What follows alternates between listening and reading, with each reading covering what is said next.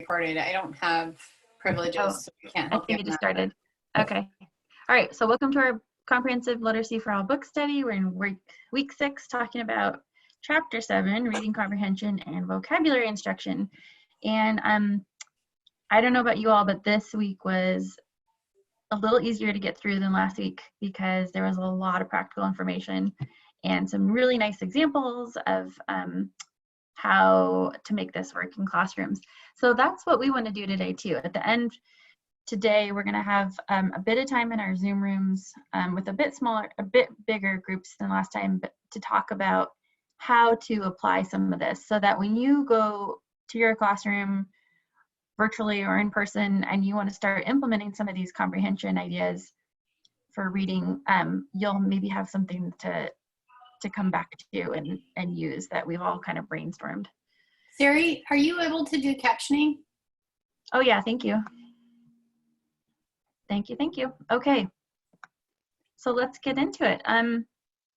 So the authors right away say that reading with comprehension is the ultimate purpose of learning to read. So how are we going to do that for our students, and how do we make that our focus? They mentioned that a lot of what we have done for reading is kind of more explicit, and we're looking at like the vocabulary or less about the big picture and inferencing and things like that with our students. So they're talking about that kids with disabilities often remember the explicit details, but they have more difficulty with the inferencing and that higher level understanding that we want to get at with comprehension. And that a big part of this can be due to receptive language. So they mentioned that anytime we're working on reading comprehension, we are also looking at receptive language and language comprehension skills, because they play right into each other. I gotta move my screen here. So again, that traditionally we focus on isolated concrete skills. So how are we gonna move from that?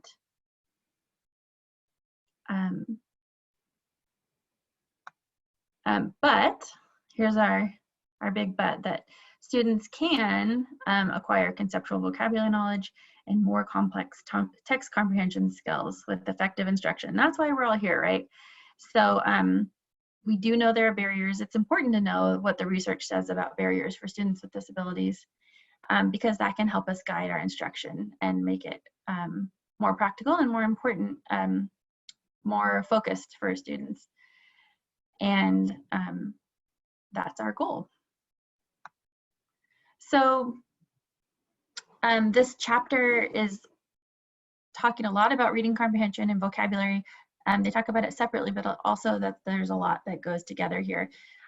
That with comprehension, you're looking at integrating the, again, it's a lot of language, right? Your receptive language and your language comprehension, your understanding of knowledge of the world, so activating background knowledge. They talk about, I was going to try to figure out what page that was on, but they talk about inferencing. Oh, it's page 101, I think, and inner sentence inferences. So like when you say, Spot ran down the street with his ball, and then the next sentence you say, he dropped his ball and couldn't find it, so that you have to inference knowing that he is referring to Spot from the sentence before that. Gap filling inferences. So this is kind of what I think about with inferences traditionally, about like what is not here, what are we reading between the lines about this information. And then they talk about language comprehension. And then with vocabulary, they mention that it's more than just giving the definition of words, right? And I think we all kind of know that, but it's hard to get past. It's hard to get past that and to say, you know what, I really want them to learn these words. This is my set of words we really need to learn. but how can we make it the most meaningful for our kids? How does that really stick with them? So that deep understanding of words and connecting the concepts and connecting their background knowledge and their vocabulary knowledge to those words. So I'm going to stop here for a minute and let anyone who wants to chime in go ahead. Just what are your thoughts about this part of the chapter or any of these concepts?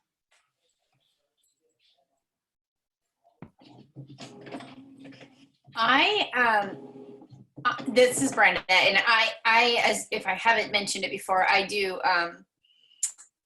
some home-based therapy for kids with severe physical limitations and are extremely medically fragile.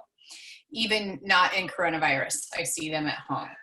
So this vocabulary thing has been something that's been tricky because everyone's just drawn to giving definitions, but I ended up kind of incorporating it by having note cards, writing the word out, and having a little bit of word of the week for home. And it's like, how many times does the word luckily come up in your home?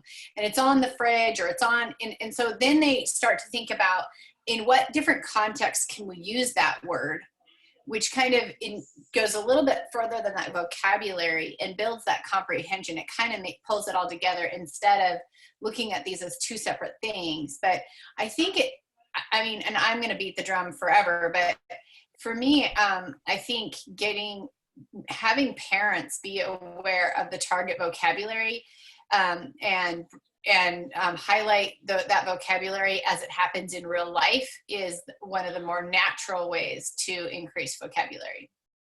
Mm-hmm. That makes me think, Brenda, too, that it's all about also our connection with families. And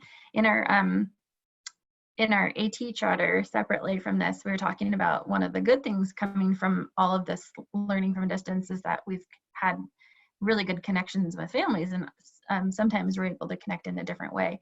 And so also just knowing, like, getting that information, what does your student know about this topic or these words, right? And families know, oh yeah, well, like that example of let's explain the word desert, and some kids said hot and dry, and then someone said in the mall. We might not necessarily know what that meant. Then they wanted to explain that there's cactus in the mall and a pot. So makes me think of that really connecting with families and connecting with kids and knowing a little bit more about them and their experiences. I put in the chat Isabel Beck's Bringing Words to Life book. I don't know if anyone out there has read that. It's so valuable. I'm a speech language pathologist, but it is a great book. And it really talks, and I know in this chapter it talked about tier 1, tier 2, tier 3 vocabulary words, but it just gives beautiful examples of what's real for our kids and what we can expect. Like even kids that aren't severely disabled, their tolerance for learning vocabulary, like introducing 3 words a week was, kind of a limit that she talked about. And when you think about Gen Ed classrooms and all the vocab that's thrown at kids, it's kind of interesting. But she gets that, just like you were saying, looking beyond just the definition, looking at opposites, associations, and like the word wall web that was also mentioned in this chapter. These are brilliant ideas to enrich vocabulary. Yeah, that is a really good resource. Thank you for sharing, Carrie.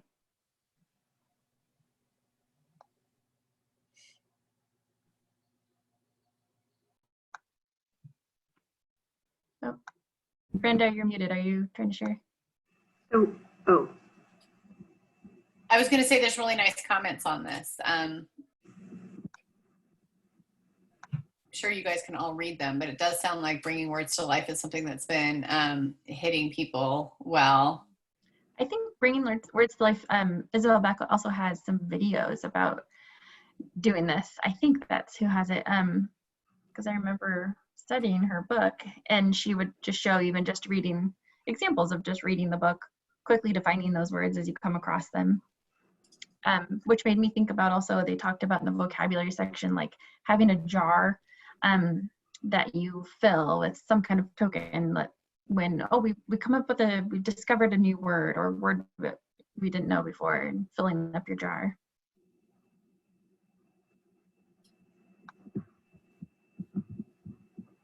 So one person was saying they get lost in what vocabulary to teach. There's so many words. And I think it's Rose. I think, Rose, you made the comment of Worth or Linda, thinking about the importance of students with significant disabilities, inclusion opportunities to listen to more complex text and vocabulary, and increasing receptive language, so to help with comprehension. So students with nonverbal or limited verbal can often receptively take in much more clearly, take in much more than they are able to speak. I'm pretty passionate about this. I'll just chime. This is Rose again.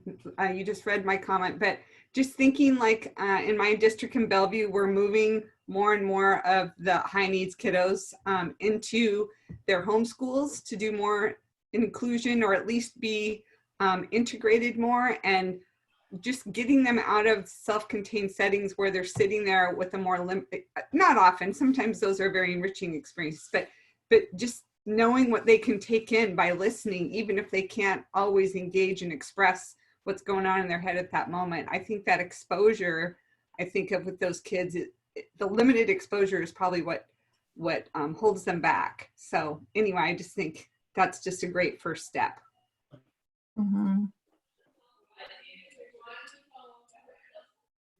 I also think too, in lines with reading literature to students, and I liked in the book they talked about this. I'm not sure if Isabel Beck also mentions this, but when you come across a vocabulary word that you want to explain a definition, you don't belabor it forever to wreck the flow of the book that you're reading, but just kind of give a very quick little definition or a quick little synonym, so that you can move on and not wreck the flow of the story, so that the child can still absorb the joy of the story.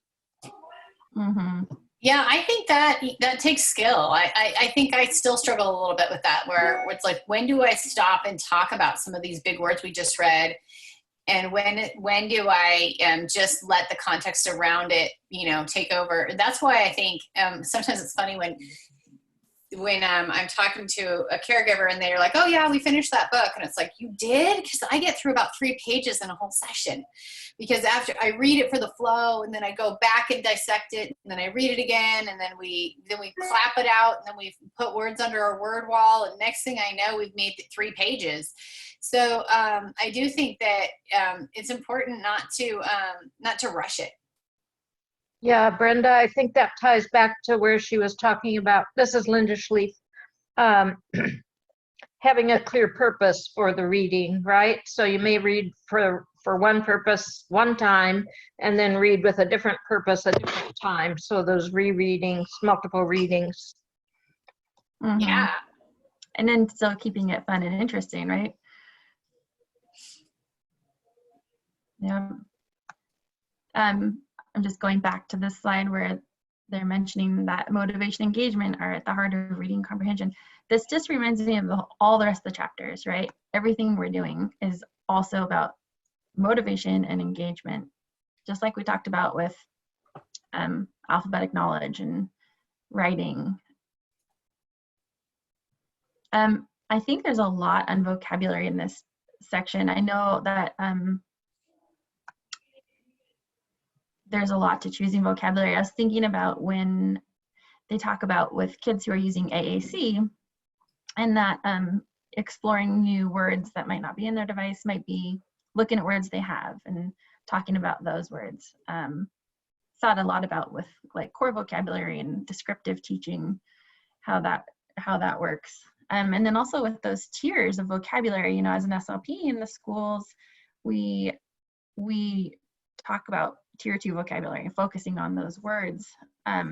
Like they have examples of some of those words that are words that you hear a lot, like construction of in school, like category, description, describe, words like that. But then a lot of our students are still learning those tier 1 words. And so I find that to be a hard balance to figure out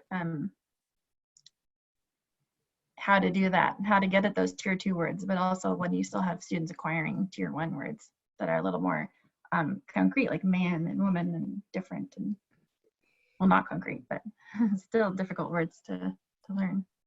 I loved her example where she was talking about escarpment and how the student used the tier 1 words to describe escarpment instead of having the word escarpment put on his device. I thought that was a great example. Exactly.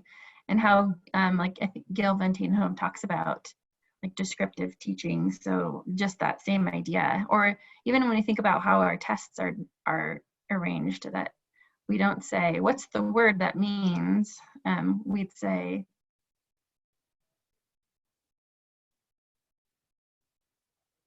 I also will use the spell page and word prediction just to say, hey, that's not a word on here. So let's see if we use some of the letters we know in that word, and it comes up on word prediction.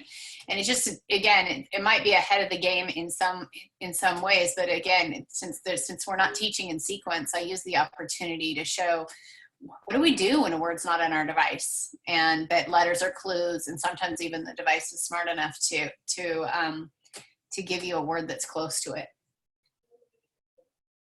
yeah. They say part of it is working on spelling and writing every day too, right? Right. So they talk about tailoring instruction for students using AAC, which we talked about a bit. And again, we've heard this before too, right? Like say the word to yourself or say it in your head. We just talked about using the words that kids do have in their devices to talk about new words. And here we go, always working on spelling and writing. Boy, that was just perfect timing. So comprehension, for me, I think as an SLP, I could hang on to the vocabulary a little bit more because I've done a lot of like studying about it, and it seems like, yeah, we can figure out these words, even though I learned a lot from this.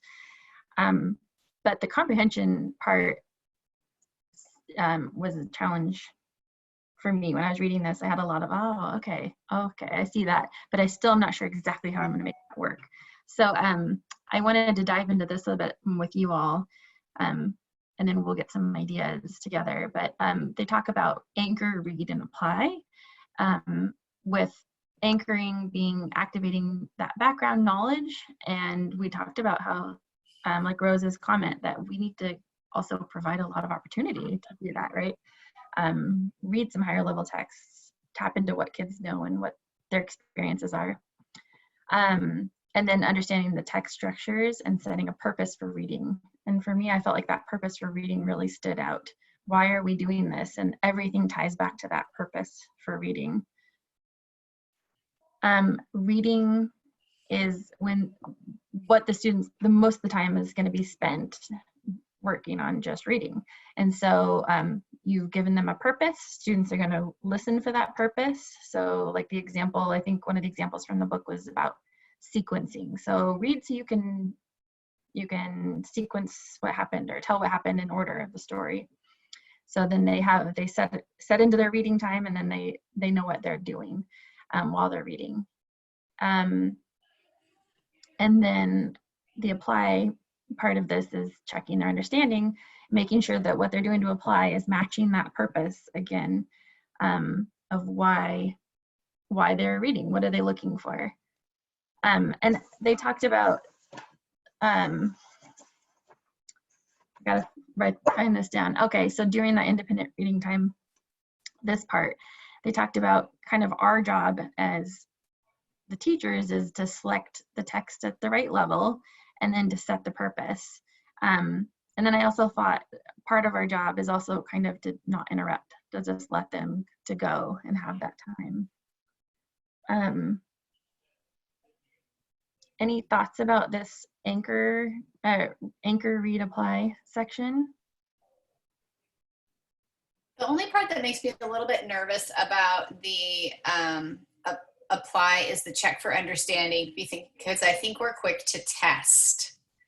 And so it's like, how do we kind of check that they were getting the gist of it without it feeling like that we're being tested? And then if they get it wrong, do they not understand? Are we doing a lower level book after lower level book because of the way we're checking understanding? So I just wondered about creative ways to check for understanding that doesn't feel like testing. Yes, and Brenda, that's exactly what I think we're going to kind of do during our breakout session, and we can kind of brainstorm that ahead of time. Like they give an example on page 115. Maybe the purpose that they're reading is so they can compare and contrast main characters in the story. And then that apply part, for their example, was they place words, maybe they're on cards, they place them into Venn diagrams, right? And then I think what you're saying, Brenda, is also that because we're not trying to test them, but we give like really informative feedback, right? Maybe right. What they say is something not quite related, and we say, oh yeah, but so when we're looking for the main character is this, and oh, that is directly tied to a main character, or oh, that's like a supporting character or something like that, or you're talking about setting, but giving them feedback that informs them rather than just nope. Yeah, and I think that's where I think there may be some legwork in manipulatives and things, so that checking understanding doesn't feel like testing. Yeah, a lot of the examples they gave, I think, kind of were really heavy on manipulatives. Yeah. So and that takes work and that takes planning from us, right? So that's what we're going to do in our Zoom room, and I'm going to spend some time setting this up for us so we can really know what we're going to do, because I think it'll be helpful when we have this information for each other. But I just also wanted to say that Kristen posted in the chat, if you haven't seen it, a video from Dynamic Learning Maps on Anchor Read Apply, and at the end of this chapter they mentioned Dynamic Learning Maps as a resource, but this one is specifically on comprehension, so thanks. So I just like this quote at the end, just remembering, keep your eye on the prize. And what's our goal, right? What is our goal for our students? But let's look at our Zoom room brainstorm here. So let me exit this. On page 115, if you've read it, you may need to look at it again, are those examples like Brenda was talking about with the purpose, and or how do we apply without testing, and what is that really going to look like? Well, are we going to need manipulatives? Are we going to have students reply verbally or with their device, or are they rearranging things to put them somewhere on a chart or in order? They give some. Can I say one thing? Yes. Sorry. What Brenda said actually, and I'm not sure how much she meant it, but was how we can do it without it feeling like testing. Because really it is testing, right? I mean, we're really finding how much the student knows, right? And there are different ways to do that. We can do that and inform at the same time and use that as a base for teaching and clarifying. But really, it is a way for the student to show what they know, what they comprehended, right? So that is essentially, we are checking that, we're testing that, right? Brenda, do you want to comment? I think this is a good comment. But you have to take your mic off, Brenda. Brenda. I guess I don't know. I don't know if I don't know. I would love to, I mean, I would love everyone to chime in on that. I think checking for understanding, when I think about like my kids, checking for understanding is, and my kids are older, it's more of a discussion And then they may have a test at the end of the chapter or the unit or the end of the book. And that is a little bit of, that's different. That is writing down answers. When I think about typical kids and testing for checking for understanding, it's a discussion. Now, if we're talking about kids that are nonverbal, what does that discussion look like without looking like testing? And that's where I get hung up. I see. I Yeah. know some of you may be way more skilled on that. And I think they are trying to say, apply this to help you even more, to help the kids apply their learning. Like, okay, I know this now. Here's how I can apply it in different ways. So I wonder if it's more of a chart of like, what do we know? And what do we know for sure? So you're checking understanding in that way. And then if somebody says a wrong answer, we confirm, no, so we don't know that for sure, that there was not a dog in the story. But I know you love talking about dogs, and I know you know how to find dog on your talker. And I bet you want to tell me a story about your dog, but we're talking about this story, right? You kind of like validate why they got off track or why they possibly, right? Without just going, 0, wrong, whatever. So it's like, that's what I think it might take some skill and some practice is, how do we check for understanding that looks like discussion and allow for those wrong answers to be sifted out? I don't know. But probably taking data, like in the comments mentioned, right? Like that is a good time to take data, huh? Yeah, thanks, Brenda. That's a good way to put it. Because that informs what more you need to do, right? Right. How Exactly. to proceed versus And if just a test. Yep. If you don't have an accurate picture of that, then you really don't know what you need to do next, right? Mm-hmm. So the purpose of the apply is so we can see how much they know. Yeah, maybe see where gaps are. Yep. Yeah. And maybe what our next anchor activity's purpose needs to be. Yep. Mm-hmm. Which is hard because it means you can't plan ahead that far. Yep. Exactly. You're going off of those apply tasks, then you're changing what tomorrow looks like. Exactly. You know? Yep. So we always Especially if it's a chapter book or a book that you are following over time, that needs to be a little bit more fluid, and we don't always have that type of planning time built in. Right, but that may have a different purpose, right? Mm-hmm. A chapter book, reading a chapter book. Yeah. Good discussion. I feel like well, that'll lead to the discussion groups, won't it? Yeah. Jennifer, go ahead. I just like it was stated was to me the formative assessments are very more important than the summative because like Kristen stated, like you can change the next day's activity based on that formative assessment. So like I feel like you use it so much more, and then summative is important, but you can really get all that beforehand knowledge based on those formatives, and then I feel like as a teacher I can more or less guess where they're going to be at on that summative based on their formative what we've done with the formative assessments. And so yeah, absolutely.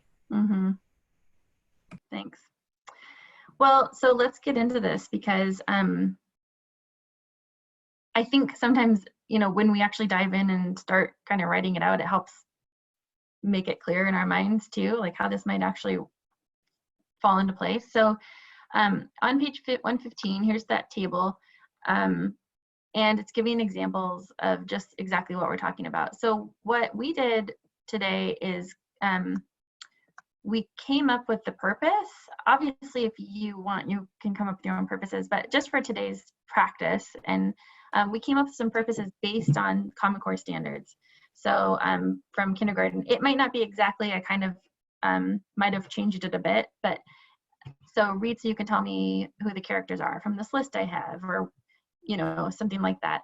So we have it for 1st grade, 4th grade, 8th grade, and 9th, 10th grade. Oh, and I'm so smart. I stuck this here so I could put it in the chat. So we're going to get into our groups and see if we can come up with some what would we do for an anchor activity for this? So if your group really wants to focus on maybe introduce yourself, find out who you're working with. If your group is a bunch of folks working with older kids, maybe you want to look at this and figure out what would we do for this point of view. This is one of the standards. How would you identify the point of view of or experience of a character from outside the United States? So that could be an interesting one. Thinking about dialogue for characters, comparing and contrast topics that happen in a story. So see which one you want to work on, or maybe you want to pick several. And if there's other people working in like grade K, just choose a different color. You know, your group can be purple or whatever, and then hopefully we'll have kind of a list of some brainstorming ideas here that we could actually use. Maybe with physical disabilities, what would this look like, and how are they going to apply this knowledge? So we'll just do our best. And I put the link in the chat. So someone in your group will have to take notes. Oh, are we back? Just like that. We are back. That went fast. Okay. That went fast. Things may be good. Let's see. So I'm pretty excited. I saw a ton of writing on this chart, which just makes me feel like this might be something that we can use later, which is so nice. A lot of great ideas, and I think somebody even added another section, which is super cool. Let's see. So looking at characters, this first one, grade K, talking about characters. Anybody want to share about this one? A lot of applied tasks, tasks for applying the. Well, this was group 6, and we just thought, trying to start with the anchor of who are some characters they're either interested or know about, and maybe, contrasting characters in their real life with maybe superheroes they've seen on TV or videos, and just kind of getting that familiarity of where's their comfort zone and knowledge. And that moved us over to apply, and I'll let someone else talk about that.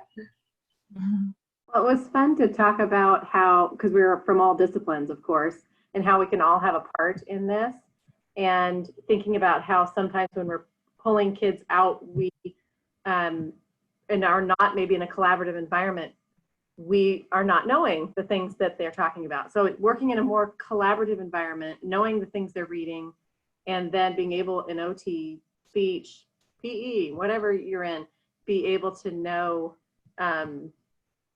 what the vocabulary is and what they're talking about. And so then we talked about some things you could do as an anchor or apply tasks as that person in a specialist role. So apply, we were talking about some motor activities related to like matching characters or sorting characters, or how characters are related to each other and to the students. What do they like? What do they don't like about characters? So if they're having trouble engaging, someone mentioned asking about, well, what don't you like about them? Got them engaged because that was something they wanted to talk about. Love that. I like your idea. The point about, the collaboration, multidisciplinary roles, because there's really something for everyone here, all of us, to participate and help with. And you could see how this could work in like a gen ed class, and how this helps me kind of figure out what that would look like for students. Yeah, thanks. I think this is the one that came in new, which is kind of cool, comparing and contrasting different textures. Anybody want to talk about this? It's always fun when there's a porcupine involved. I can talk about it. I'm sorry if it dominated our whole time. We didn't really finish, but I was reflecting on a lesson, and I absolutely love this book, A Porcupine Named Fluffy by Helen Lester. And I worked with 5th and 6th grade DI students. They were ASD though, so again, for friends that are more severely impacted physically, we'd have to be creative, but I agreed with what you gals had said earlier in terms of the application. I did bring in materials, but the gist of this story is this is a little porcupine that wants to be fluffy, and he wants to be named Fluffy, and he spends a lot of effort trying to become fluffy. And so I wanted to have the children experience what's fluffy and what's pokey, because he kept ending up being pokey. And he tried many things, becoming a pillow and jumping into the clouds and shaving cream and feathers. And in the end, he actually meets a rhinoceros who wants to be named Hippo. And so that's a whole nother offshoot where you could read the story again and talk about rhinos and hippos. But what I did is I read that book, and there was humor in it, but then I had different items I brought in that the children could experience the differences and feel them. So again, an OT would maybe love this activity as well. But the children had to sort after comparing, oh, this one is fluffy because it's soft. And again, you could get at some core words. It's soft, it's light. So we brought in stuffed animals, cotton balls, some light fluffy materials, pillows. And then on the pokey side, we didn't want to hurt anyone, but a safety pin, we opened it up, and a sharp point on a pencil, so they could experience those things. And then they had to actually move them into their category groups. So they did sort them. And later on, we were able to get into some gooey. So we had shaving cream center and soap, because this porcupine tries to get in a bubble bath to get fluffy. So it's really a darling story, but there was some neat ways to think about anchor, purpose, and application with this story. That sounds fun. I want to be in your class. But you could also have kids go around the classroom like on a treasure hunt and look for things that are pokey and fluffy. And Good idea. Fun. Okay, thanks. We had a lot with the feelings section. Anyone want to share about this? Lots of information here. Wow.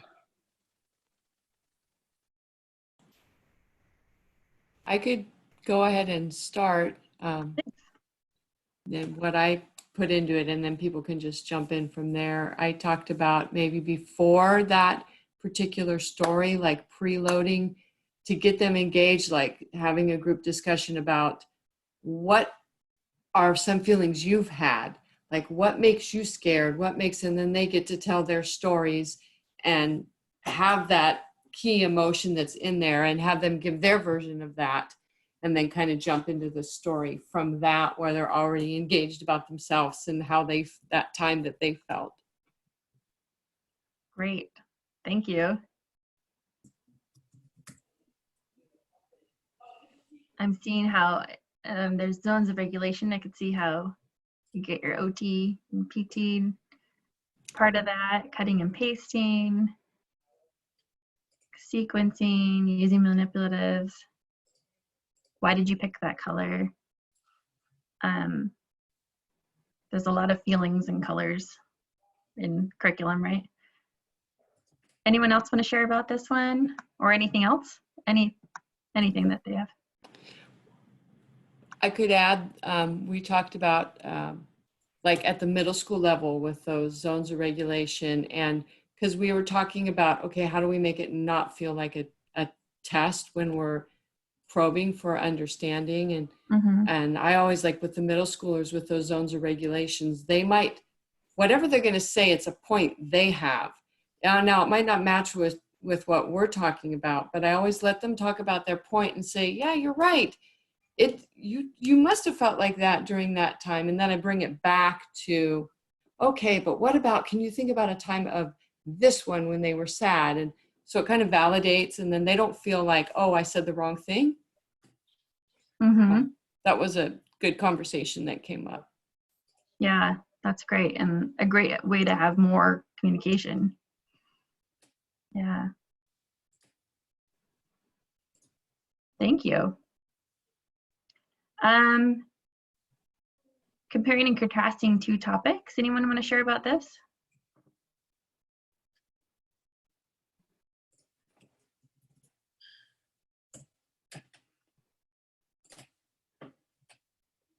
Our group did a little bit on this. One of the books that we I don't know why I can't move the document down. Can you move it down? I don't know sorry. why. There's a name of the book. I just put the name of the book in there. That was a grid for the 4th grade idea. And this is how we do it. And it's one day in the lives of 7 kids around the world. And so you can learn about a character and then compare and contrast with maybe your classroom characters, right? So there's always a known and a new idea. And so as you go through one day in 7 lives, you look at a new kid and you're always comparing to one you've already talked to before. So you're building on prior knowledge and you're building on some of your skills. Like, well, this is what we know, right? We know that so far in every world, in every day, maybe you're building a chart. Everybody has breakfast, but languages, oh my goodness, none of them are speaking the same language, all this kind of stuff.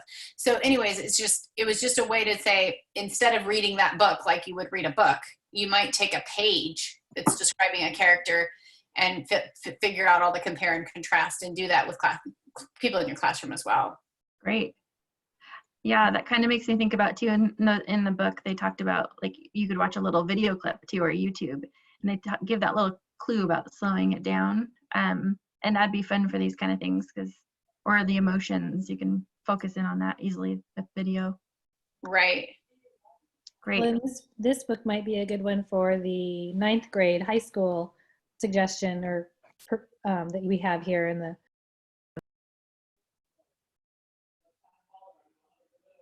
Yes, I was thinking the same thing. You mean the 7 characters? Mm-hmm. Yeah, I was thinking that same thing. You're right. We'll copy and paste it down here. Okay, well, it is 1 o'clock. If anyone wants to share anything else, I will leave it open, but I know people have to kind of move along. So we'll keep this on. If you have something else to share, we'd love to hear it. Otherwise, I hope this was helpful, and really, really appreciated the conversation today. Next week, we're talking about self-directed reading. So again, we're going to have some really practical, some time to talk about practical strategies. Brenda, you want to say something? No.